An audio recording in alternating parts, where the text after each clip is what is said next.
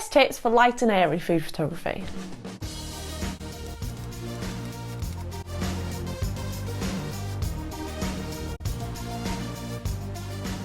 What's up YouTube, and welcome back to my channel. On this channel we talk about everything to do with food photography, so if that interests you, click subscribe down below. In this video I'm going to go through some of the best tips to create light and airy food photography, and also show you behind the scenes of this shoot that I did recently.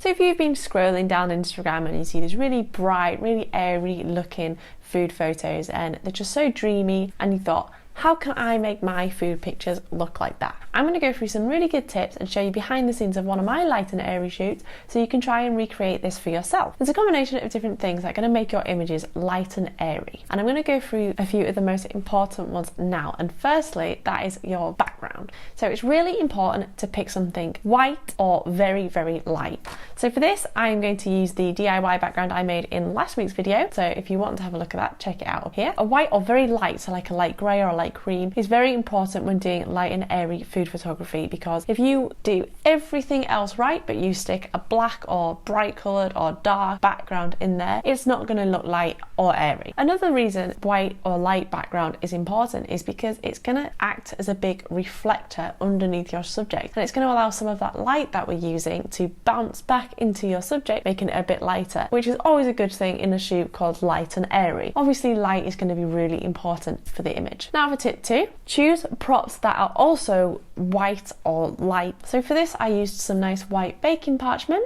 so obviously that's white, a little spoon, a little white pot, and a nice light linen. These are all things that are going to add to the story of the photo instead of taking away or distracting. Another reason we use light props is, again, whacking something dark or colourful in there is going to be a lot more distracting when it's on like a white background. Your eye is going to be drawn straight to that instead of what you're photographing in. I'm photographing a nice chocolate tray bake, so the actual cake is going to be the highest area of contrast against that white background. It's going to really stand out and pop. So chocolatey things always look really good on a light and airy shoot. I did want to make chocolate brownies, but as you know, I've just moved house, the oven doesn't actually work, so we're trying to wait for a new one to get delivered. But it just goes to show you, you don't need to be an amazing baker to get some really nice food photography.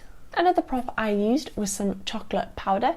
This is going to add a little bit of a homemade feel to the image, like it's there from when I made this chocolate cake.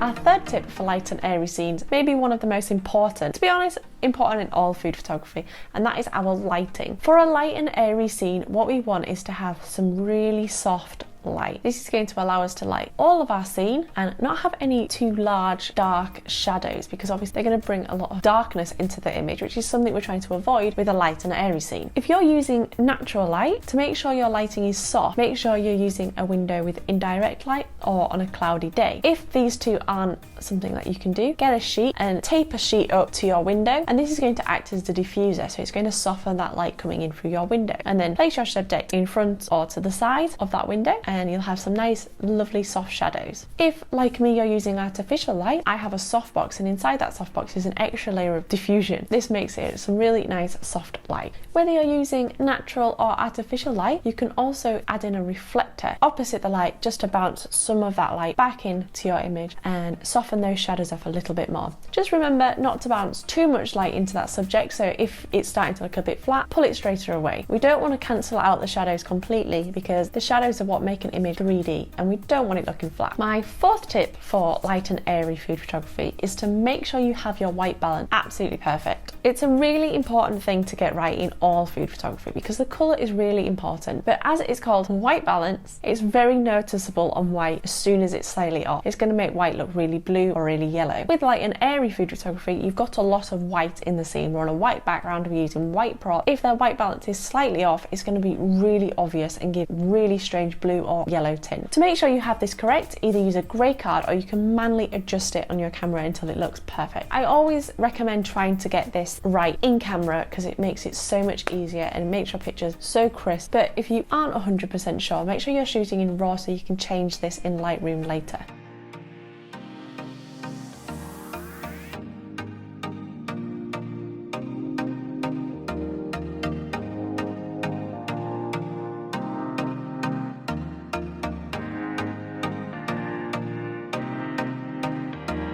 I'm taking this image as a flat lay, so I'm making sure my camera is mounted above overhead the background, and I'm also weighing it down just so the camera doesn't topple over. What I always make sure I do in every flat lay is using a tiny spirit level, make sure my camera is flat. This is going to make sure that it's not leaning to one side or another when I'm taking the flat lay.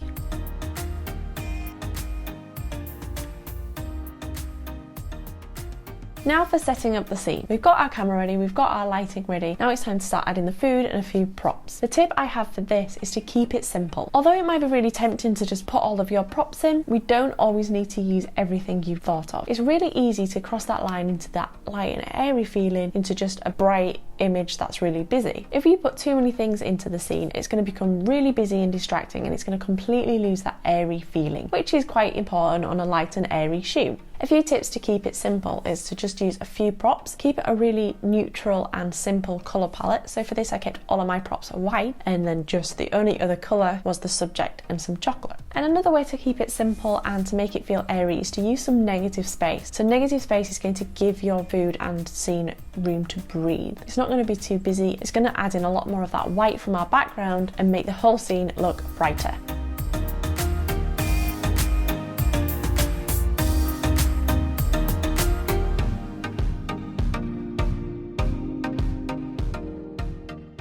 Here is how I set up my scene from beginning to end. See how I leave plenty of space at the side of the cake and in the corners to make sure there's some negative space to give the food room to breathe, and showing plenty of that white, crisp background.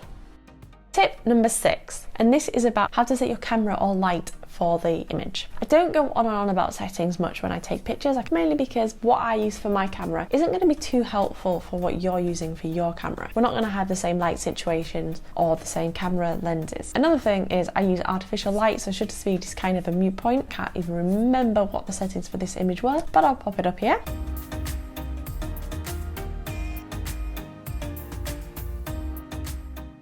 When choosing what settings to have your camera or light on for the exposure of an image, make sure you're exposing for the highlights in the image, so the lightest areas. Even though we want a really light and airy photo, we don't want to blow anything out in camera. We want to make sure we're capturing all of that detail. And it's much easier to lighten up shadows in Lightroom than it is to darken overexposed highlights. So we want to make sure we're saving those highlights, which is going to give you a lot more play in Lightroom, which is where a lot of the magic for light and airy photos happen. Don't worry if you think your photo looks darker than you were hoping on camera. We can definitely increase the brightness and lighten this up in Lightroom. Next week's video, I'm going to go through exactly how I edited this light and airy scene, so stay tuned for that, and I'll see you in the next video. Bye guys!